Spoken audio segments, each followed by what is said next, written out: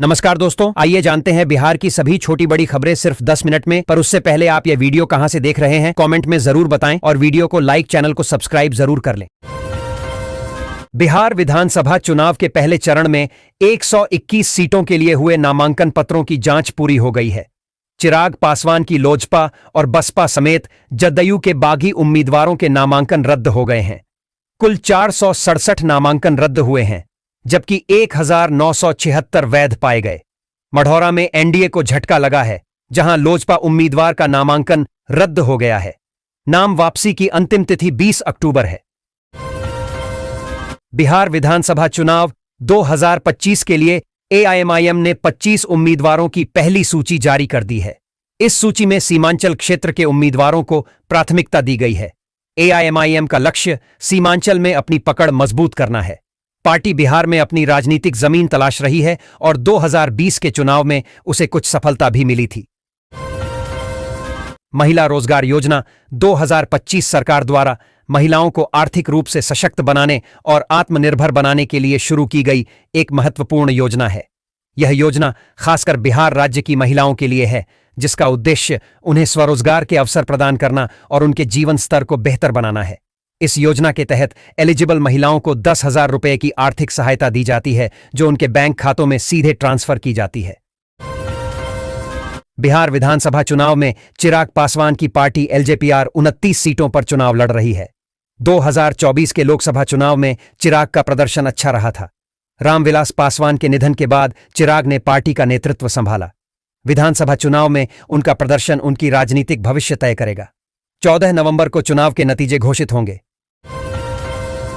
देश भर के किसानों के लिए इस दिवाली पर सरकार की ओर से बड़ा ऐलान किया गया है। सीएम किसान योजना 2025 के तहत अब राज्य के लगभग 80 लाख किसानों को 12,000 रुपये की आर्थिक सहायता राशि दी जाएगी। यह राशि सीधे किसानों के बैंक खातों में डीबीटी डायरेक्ट बेनिफिट ट्रांसफर के माध्यम से भेजी जाएगी, ताकि किसानों को फसल बोआई, खाद बीज और कृषि उपकरण खरीदने में किसी प्रकार की आर्थिक परेशानी न हो। मुजफ्फरपुर जिले के 11 विधानसभा सीटों के लिए नामांकन पत्रों की जांच देर रात तक चली। 132 प्रत्याशियों के नामांकन सही पाए गए हैं। कुढ़नी में सबसे अधिक 21 प्रत्याशी हैं। गायघाट से राजद विधायक निरंजन राय का एक नामांकन रद्द हुआ। जदयू छोड़कर वीआईपी में शामिल रंजीत सहनी और जनसुराज छोड़ निर्दलीय चुनाव लड़ रहे प्रवीण कुमार का भी नामांकन रद्द हो गया। महिलाओं को आत्मनिर्भर बनाने के लिए केंद्र सरकार ने फ्री सिलाई मशीन योजना 2025 की शुरुआत की है। इस योजना का उद्देश्य उन महिलाओं की मदद करना है जो घर बैठे अपना रोजगार शुरू करना चाहती हैं। सरकार इस योजना के तहत योग्य महिलाओं को 15,000 रुपये मूल्य की मुफ्त सिलाई मशीन दे रही है, जिससे वे कपड़े सिलकर अपनी आमदनी बढ़ा सकें। बिहार कांग्रेस में टिकट बंटवारे को लेकर विवाद गहरा गया है। कस्बा विधानसभा से विधायक अफाक आलम को टिकट नहीं मिलने पर उन्होंने पार्टी नेतृत्व पर गंभीर आरोप लगाए हैं। उन्होंने प्रदेश अध्यक्ष पर पैसों के लेन देन का आरोप लगाते हुए एक ऑडियो जारी किया है, जिसमें टिकट के लिए डील की बात हो रही है। इस घटना से कांग्रेस में बगावत के आसार बढ़ गए हैं। सहारा इंडिया में जिनका भी पैसा फंसा है, उनको रिफंड मिलना शुरू हो गया है। किसी को 5,000 रुपए, किसी को 10,000 रुपए, किसी को 20,000 रुपए, तो वहीं पर जिसका पैसा सबसे अधिक फंसा हुआ है, उसको 50,000 रुपए का किस्त मिलना शुरू हो चुका है। प्रधानमंत्री मोदी ने कहा है कि जिसका भी पैसा फंसा है, उसको पूरा का पूरा पैसा मिलेगा। गया में पूर्व एमएलसी संजीव श्याम सिंह ने जदयू छोड़ दिया है, जिससे राजनीतिक माहौल गर्मा गया है। जनसुराज ने उन्हें तुरंत अपना उम्मीदवार घोषित कर दिया है। इस घटनाक्रम ने गया के राजनीतिक समीकरणों को बदल दिया है और आगामी चुनावों में मुकाबला दिलचस्प होने की संभावना है। बिहार पुलिस उस वक्त दंग रह गई जब कैमूर में एक गैस चूल्हा मैकेनिक के घर से 1 करोड़ रुपए बरामद हुए। गुप्त सूचना पर छापेमारी की गई थी। वहीं पटना में एक भिखारी के पास से 1,70,000 रुपए मिले, जिससे पुलिस हैरान है। भिखारी मानसिक रूप से कमजोर बताया जा रहा है और पुलिस मामले की जांच कर रही है। बिहार विधानसभा चुनाव के लिए कैमूर जिले के भभुआ और चैनपुर विधानसभा क्षेत्रों से कुल 13 उम्मीदवारों ने नामांकन दाखिल किया। नामांकन प्रक्रिया शांतिपूर्ण ढंग से संपन्न हुई, जिसमें सुरक्षा के कड़े इंतजाम किए गए थे। भाजपा, राजद, जदयू, बसपा समेत कई दलों के प्रत्याशियों ने अपना नामांकन पत्र दाखिल किया और समर्थकों के साथ शक्ति प्रदर्शन किया।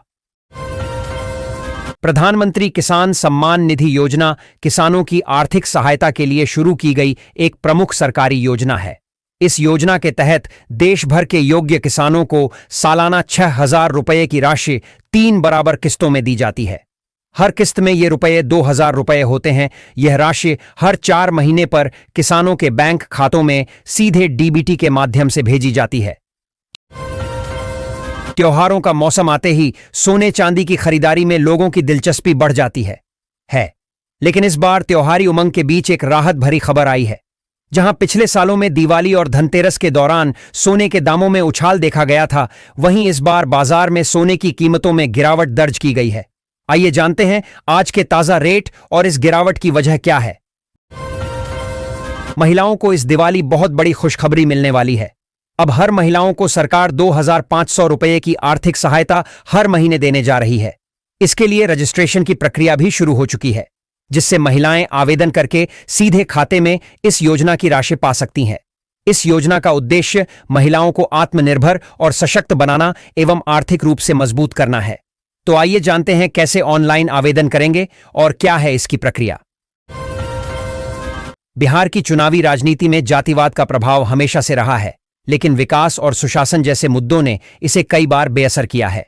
2005 से पहले जातिवाद का बोलबाला था, पर नीतीश कुमार के विकास कार्यों ने स्थिति बदल दी। 2010 और 2020 के चुनावों में विकास मुख्य मुद्दा रहा। अब 2025 के चुनाव में भी विकास और रोजगार पर जोर है, जिससे पता चलता है कि मुद्दे जातिवाद से ज्यादा महत्वपूर्ण हो सकते हैं। इस दिवाली महिलाओं के लिए एक सुनहरा अवसर सामने आया है, खासकर उन महिलाओं के लिए जो आत्मनिर्भर बनना चाहती हैं। केंद्र सरकार ने फ्री सिलाई मशीन योजना के तहत 20 से 40 वर्ष की महिलाओं को मुफ्त सिलाई मशीन देने का ऐलान किया है। यह योजना खासतौर पर आर्थिक रूप से कमजोर और ग्रामीण क्षेत्रों की महिलाओं को ध्यान में रखकर शुरू की गई है, ताकि वे घर बैठे रोजगार शुरू कर सकें। इस योजना का मुख्य उद्देश्य महिला सशक्तिकरण को बढ़ावा देना और उन्हें हुनरमंद बनाकर आत्मनिर्भर बनाना है। दिवाली के इस त्योहारी मौसम में यह योजना एक प्रकार का तोहफा बनकर आई है, जिससे महिलाओं को कपड़े सिलने का कार्य शुरू करने में मदद मिलेगी। बिहार विधानसभा चुनाव 2025 में सी विजिल ऐप मतदाताओं के लिए एक महत्वपूर्ण उपकरण होगा, जो धनबल और शराब के वितरण को नियंत्रित करेगा। जागरूकता बढ़ाने पर जोर दिया जा रहा है, क्योंकि पिछले सर्वेक्षणों में जानकारी की कमी का पता चला था। मतदाता तस्वीरें और वीडियो अपलोड करके शिकायतें दर्ज कर सकते हैं, जिस पर 100 मिनट के भीतर कार्रवाई की जाएगी। चुनाव आयोग द्वारा निगरानी की जाती है। वोटर हेल्पलाइन ऐप भी सहायक होगा। भारत सरकार की नई बीमा साक्षी योजना महिलाओं के आर्थिक सशक्तिकरण के लिए एक क्रांतिकारी पहल है। इस योजना के तहत हर योग्य महिला को हर महीने 7,000 रुपये की सहायता राशि दी जाएगी, जिससे वे अपने परिवार की बुनियादी जरूरतें आसानी से पूरी कर सकें।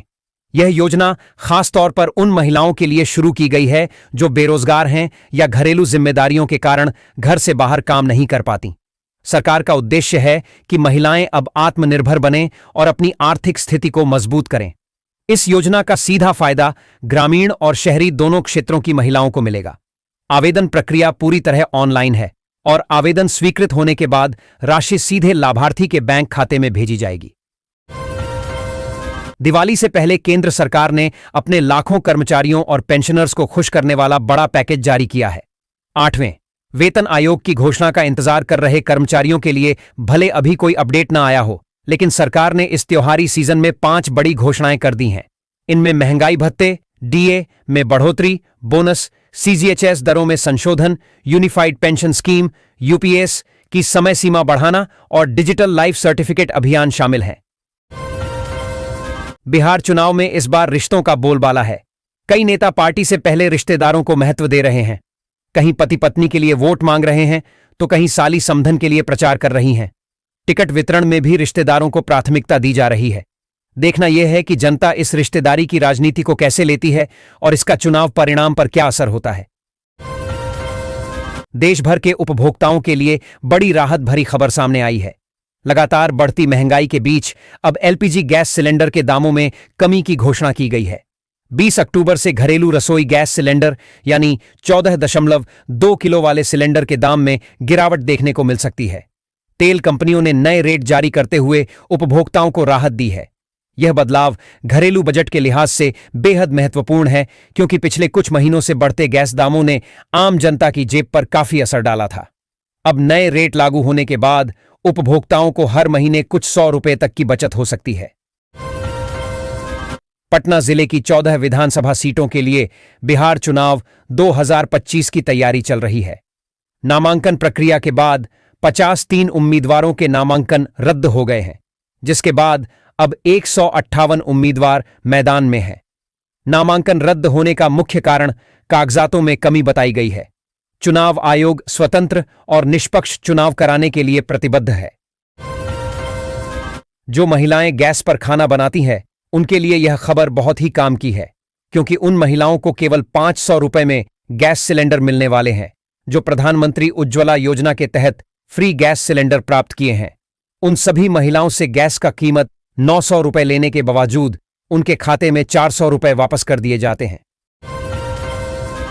राजद नेता ने टिकट के बदले 2 करोड़ 7 लाख रुपए मांगने का आरोप लगाते हुए राबड़ी देवी के आवास के बाहर कुर्ता फाड़कर प्रदर्शन किया। उन्होंने पार्टी पर भ्रष्टाचार के गंभीर आरोप लगाए और कहा कि टिकटों का वितरण पैसे लेकर किया जा रहा है। इस घटना के बाद राजद की ओर से अभी तक कोई आधिकारिक प्रतिक्रिया नहीं आई है।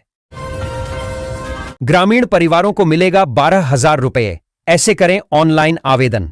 ग्रामीण परिवारों की सेहत और स्वच्छता के लिए सरकार ने एक अनोखी फ्री शौचालय योजना 2025 शुरू की है, जिसके तहत गरीब परिवारों को अपने घरों में शौचालय निर्माण के लिए 12,000 रुपये की वित्तीय सहायता दी जाएगी।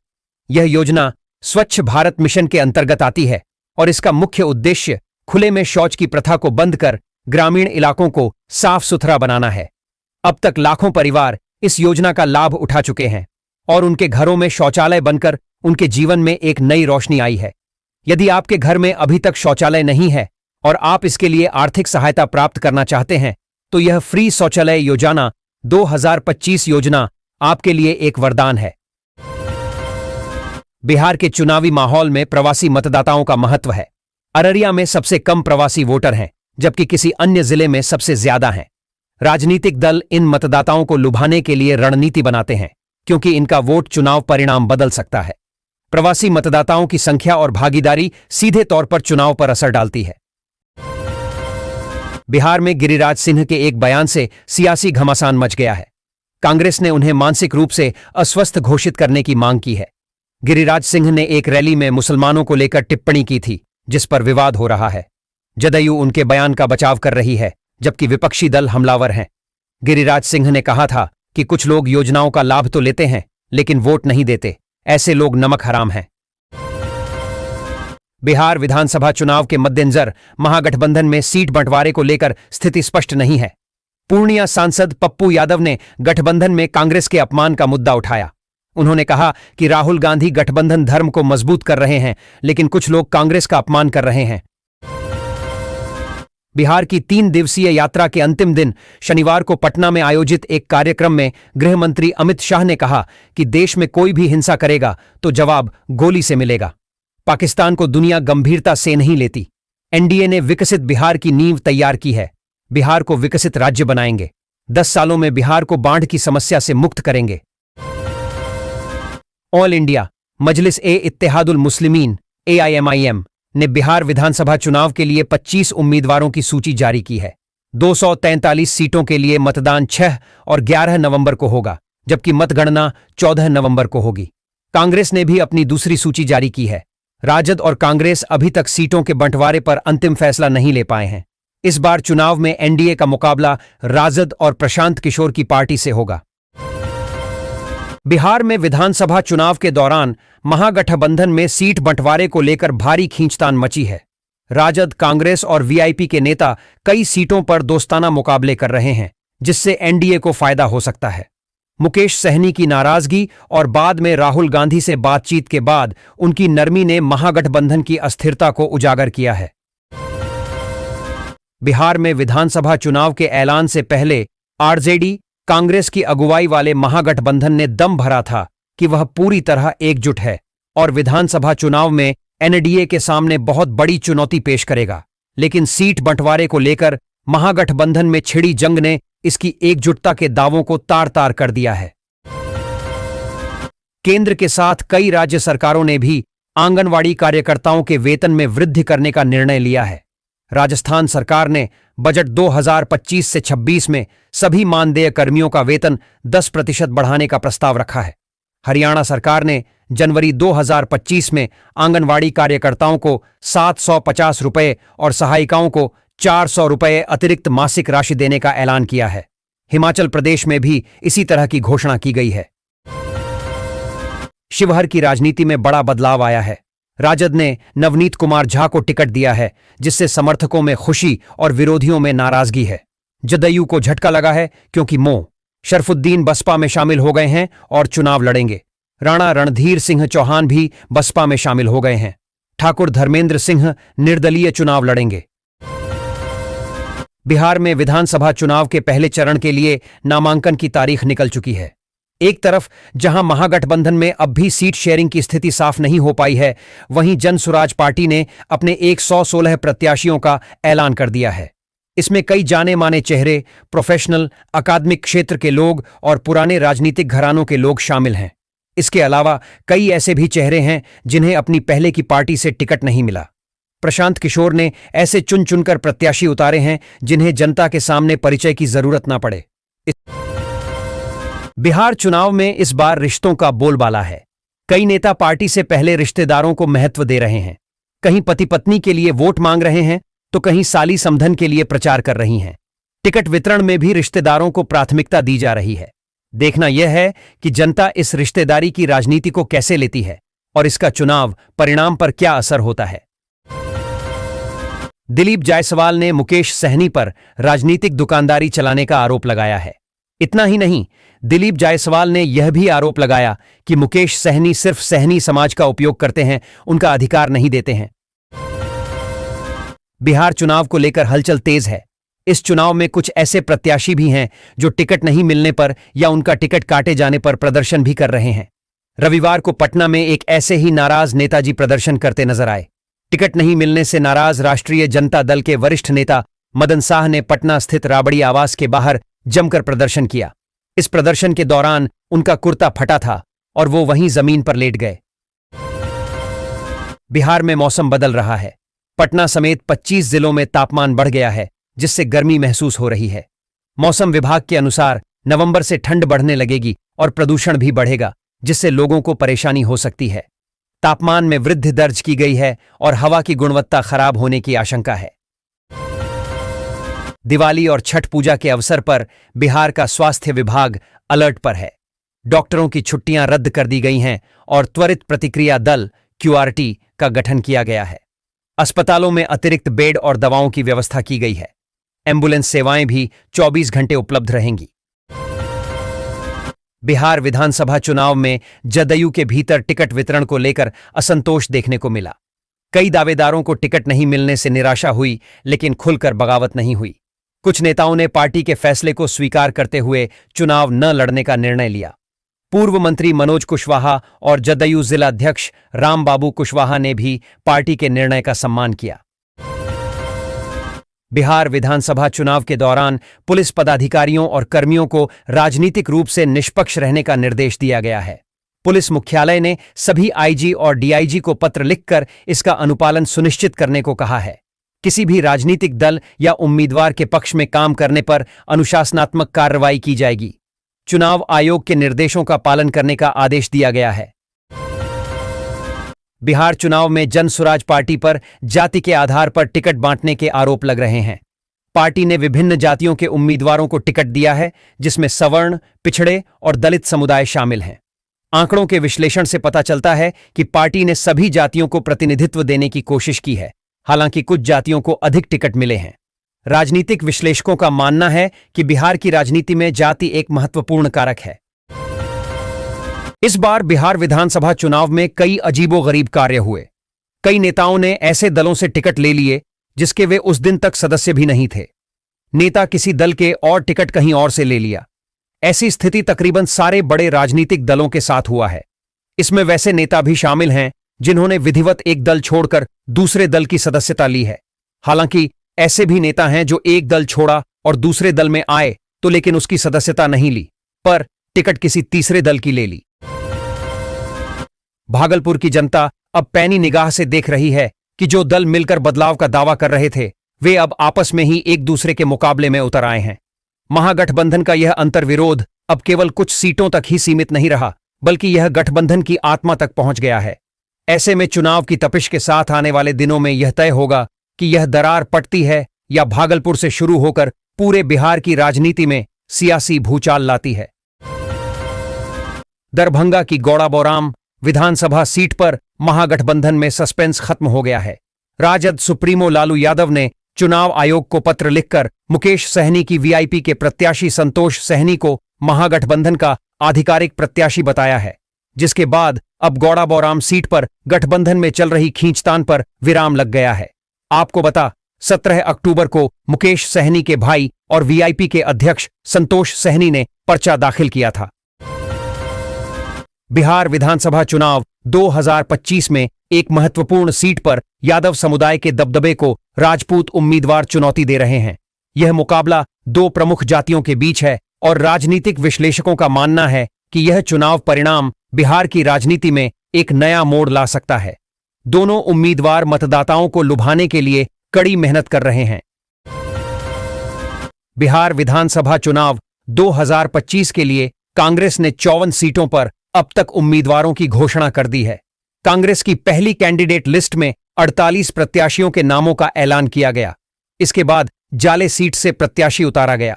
फिर 5 कैंडिडेट की दूसरी लिस्ट जारी की गई। बिहार प्रदेश अध्यक्ष राजेश राम को कुटुंबा से चुनावी मैदान में उतरेंगे। महागठबंधन में कांग्रेस के साथ राजद, वीआईपी, सीपीआई माले, सीपीएम और सीपीआई चुनाव लड़ रही है। हालांकि गठबंधन में अभी तक सीटों का बंटवारा नहीं हुआ है। रामगढ़ में डिप्टी सीएम सम्राट चौधरी ने कहा कि बिहार विकास की नई इबारत लिख रहा है। उन्होंने नीतीश कुमार के नेतृत्व में बिहार को सुरक्षित बताया और शिक्षा, रोजगार पर जोर दिया जा रहा है। हर जिले में मेडिकल और इंजीनियरिंग कॉलेज खोले जा रहे हैं। उन्होंने 5 लाख लोगों को नौकरी देने और अगले 5 वर्षों में 11 लाख लोगों को नौकरी देने का लक्ष्य रखा है। पटना एयरपोर्ट के बाहर से एक सॉफ्टवेयर इंजीनियर लापता हो गया है। वह 2 दिनों से लापता है, जिससे उसके परिवार वाले चिंतित हैं। पुलिस ने गुमशुदगी की रिपोर्ट दर्ज कर जांच शुरू कर दी है। एयरपोर्ट के सीसीटीवी फुटेज खंगाले जा रहे हैं और आसपास के लोगों से पूछताछ की जा रही है, लेकिन अभी तक कोई सुराग नहीं मिला है। बिहार चुनाव को लेकर महागठबंधन में सीटों पर घमासान मचा हुआ है। अभी तक सीट बंटवारे का औपचारिक ऐलान तक नहीं हुआ है, जबकि पहले चरण की नामांकन प्रक्रिया पूरी हो गई है। हालांकि आरजेडी, कांग्रेस समेत सहयोगी दलों ने अपने प्रत्याशियों लिस्ट जरूर जारी कर दी है और कैंडिडेट्स ने नामांकन भी कर दिया है। वहीं जेएमएम ने महागठबंधन से दूरी बना ली है। बिहार में अकेले दम पर 6 सीटों पर लड़ने का ऐलान भी कर दिया है। इस बीच बिहार बीजेपी के अध्यक्ष दिलीप जायसवाल ने महागठबंधन में मची रार को लेकर तीखा हमला बोला है। गोपालगंज में विधानसभा चुनाव लड़ने का सपना देख रहे कई प्रत्याशियों को झटका लगा है। आम आदमी पार्टी के सत्येंद्र पटेल सहित 20 प्रत्याशियों के नामांकन पत्र रद्द कर दिए गए हैं। कागजात की कमी और तकनीकी त्रुटियों के कारण यह कार्रवाई हुई है। प्रत्याशियों ने निराशा व्यक्त की है और चुनाव आयोग से हस्तक्षेप की मांग की है। आयोग ने पारदर्शिता का आश्वासन दिया है। Pushpam Priya Chaudhary London School of Economics से परहीं बिहार की राजनीति में एक चर्चित नाम है। उन्होंने प्लूरल्स नामक दल बनाया और 2020 में चुनाव लड़ा। पुष्पम प्रिया बिहार को बदलने का संकल्प लिए हुए हैं और शिक्षा, स्वास्थ्य, रोजगार जैसे क्षेत्रों में विकास करना चाहती हैं। उनके काले कपड़े और मास्क रहस्य बने हुए हैं, जो उनकी पहचान का हिस्सा है। बिहार विधानसभा चुनाव के संदर्भ में तेज प्रताप यादव ने दावा किया कि उन्हें जनता का भारी समर्थन मिल रहा है, जिससे उनके विरोधी परेशान हैं। उन्होंने विरोधियों पर साजिश रचने का आरोप लगाया और कहा कि उनकी लोकप्रियता से विरोधियों की नींद उड़ गई है। बिहार में महागठबंधन में दरार की अब साफ साफ दिखने लगी है। झारखंड मुक्ति मोर्चा झामुमो ने शनिवार को घोषणा की कि वह बिहार विधानसभा चुनाव स्वतंत्र रूप से लड़ेगा और पड़ोसी राज्य में चुनाव के बाद झारखंड में कांग्रेस और राष्ट्रीय जनता दल राजद के साथ अपने गठबंधन की समीक्षा करेगा। अब इस पर बीजेपी ने चुटकी ली और महागठबंधन में दरार की वजह राहुल गांधी और तेजस्वी यादव के घमंड को बताया है। पूर्णिया के अमौर विधानसभा क्षेत्र में टिकट को लेकर राजग और महागठबंधन में हाई वोल्टेज ड्रामा हुआ। एनडीए ने पहले सबा जफर और फिर साबिर अली को सिंबल दिया, लेकिन बाद में लेशी सिंह की पहल पर सबा जफर को ही प्रत्याशी बनाया गया। साबिर अली ने पार्टी के प्रति निष्ठा जताई और सबा जफर का समर्थन करने की बात कही। राजद में टिकट बंटवारे का विवाद कुर्ता फाड़ने तक पहुंच गया है। रबड़ी आवास के बाहर टिकट के दावेदारों और समर्थकों की भीड़ कई दिनों से लगी है। चुनाव लड़ने की उम्मीद पाले नेताओं को जब बेटिकट होने की खबर मिल रही है तो तरह तरह के ड्रामे कर रहे हैं। रविवार को मधुबन विधानसभा सीट से उतरने की आस लगाए मदन साह टिकट नहीं मिलने पर चिल्ला चिल्ला कर रोने लगे और अपना कुर्ता फाड़ लिया। टिकट के लिए जारी प्रदर्शन के बीच गिरिराज सिंह ने लालू यादव को गेट नहीं खोलने की सलाह दी है। पटना उच्च न्यायालय ने बिहार स्वास्थ्य विज्ञान विश्वविद्यालय को नर्सिंग पाठ्यक्रमों की परीक्षा और कॉलेजों को संबद्धता देने का अधिकार दिया है। अदालत ने इंडियन नर्सिंग काउंसिल और बिहार नर्स पंजीकरण परिषद की याचिकाएं खारिज कर दीं। अदालत ने स्पष्ट किया कि विश्वविद्यालय अधिनियम 2021 के तहत विश्वविद्यालय को यह अधिकार प्राप्त है। इस फैसले से बिहार में नर्सिंग शिक्षा में सुधार की उम्मीद है। मधेपुरा में आलमनगर सीट से जदयू के नरेंद्र नारायण यादव 8वीं बार चुनाव लड़ रहे हैं। राजद के प्रो चंद्रशेखर चौथी बार राजद से चुनाव लड़ रहे हैं, पर यह उनका छठा चुनाव है। सिंहेश्वर से जदयू के रमेश ऋषिदेव 5वीं बार मैदान में हैं। बिहारीगंज से जदयू के निरंजन मेहता तीसरी बार चुनाव लड़ रहे हैं। वहीं राजद की रेणु कुशवाहा चौथी बार अपनी किस्मत आजमा रही है। जनशक्ति जनता दल के नेता तेज प्रताप यादव पर महुआ में आदर्श आचार संहिता उल्लंघन का मामला दर्ज हुआ है। नामांकन के दौरान उनकी रैली में पुलिस की नीली लाल बत्ती लगी गाड़ी का इस्तेमाल हुआ, जिसे आचार संहिता का उल्लंघन माना गया। सोशल मीडिया पर वीडियो वायरल होने के बाद पुलिस ने कार्रवाई की और तेज प्रताप यादव के खिलाफ प्राथमिकी दर्ज की। बिहार विधानसभा चुनाव को लेकर नीतीश कुमार की party Janata Dal United JDU में अजब गजब चल रहा है। पूर्णिया की अमौर सीट पर 2 दिनों से प्रत्याशियों की अदला बदली का खेल जारी है। इस सियासी गेम का केंद्र बना है निवर्तमान मंत्री लेसी सिंह का आवास। इस सीट पर पार्टी ने 2 दिनों में 2 बार अपना उम्मीदवार बदल दिया है। मधेपुरा विधानसभा सीट पर आरजेडी से टिकट नहीं मिलने के नाराज शांतनु यादव खुलकर लालू और तेजस्वी के खिलाफ बोलने लगे हैं। उन्होंने लालू यादव को लाचार तो तेजस्वी यादव को जुबान का कच्चा करार दिया। शनिवार को शांतनु की बहन सुभाषिणी तेज प्रताप के बहाने पिता पुत्र पर गंभीर आरोप लगाई थी। शांतनु समाजवादी दिग्गज और पूर्व केंद्रीय मंत्री शरद यादव के बेटे हैं। मधेपुरा लोकसभा का उन्होंने 4 बार प्रतिनिधित्व किया। जगदीशपुर विधानसभा क्षेत्र में नामांकन पत्रों की जांच में 8 उम्मीदवारों के पर्चे रद्द कर दिए गए। शाहपुर में सभी 12 उम्मीदवारों के नामांकन सही पाए गए। जगदीशपुर में तकनीकी खामियों के चलते नामांकन रद्द हुए। एनडीए और महागठबंधन के उम्मीदवारों के पर्चे सही पाए गए।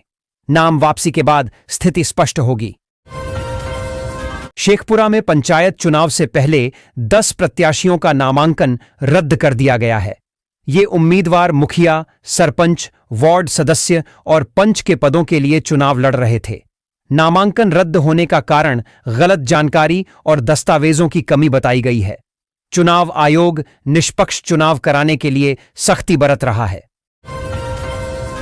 गोविंदपुर विधानसभा क्षेत्र में मुख्यमंत्री नीतीश कुमार की घोषणा के 16 साल बाद भी विकास अधूरा है। 2007 में पर्यटन स्थल बनाने का वादा किया गया था, जो अभी तक पूरा नहीं हुआ। विश्वविद्यालय स्थापित करने की योजना भी अधूरी है, जिससे स्थानीय लोगों में निराशा है। पर्यटन स्थल बनने से रोजगार के अवसर बढ़ सकते थे, लेकिन कोई ठोस कदम नहीं उठाया गया।